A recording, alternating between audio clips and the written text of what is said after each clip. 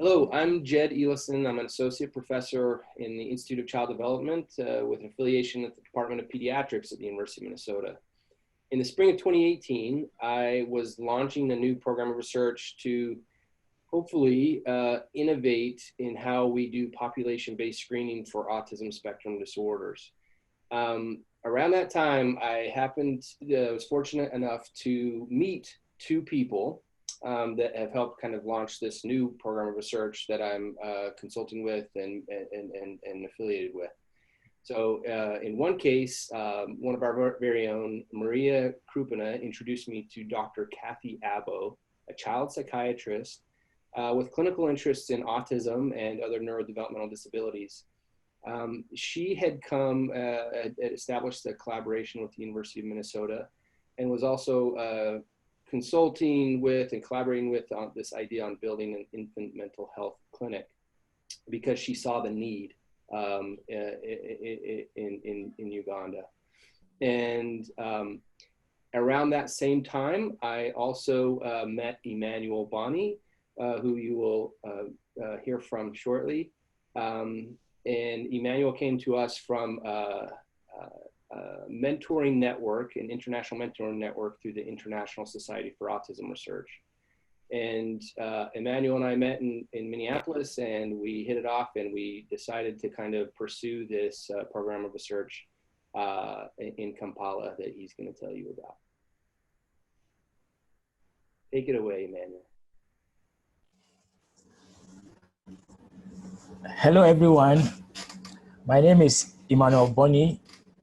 I'm a physical therapist and a researcher interested in developmental screening and interventions.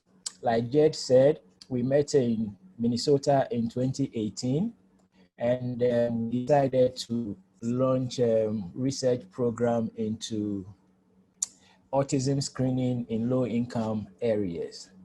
And so we applied for a small grant from Fogati, which we were fortunate to secure.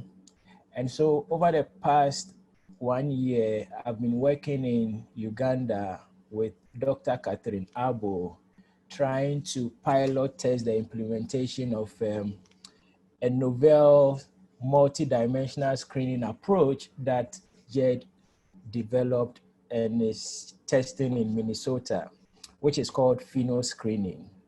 Now, what this approach does is that it allows us to screen children across multiple domains so that we will use the data that is collected to define risk profiles and hopefully develop interventions to support those who may not be developing appropriately. So we have recruited over 250 kids in Uganda and applied this screening approach, which was modified to suit the Ugandan context, and it has been validated. So prior to that, all these things were done. And so now we have this data set from relatively large sample that we are cleaning. And the hope is that the research we have done will provide insight to advance our understanding about how autistic features emerge in toddlerhood within the Ugandan context.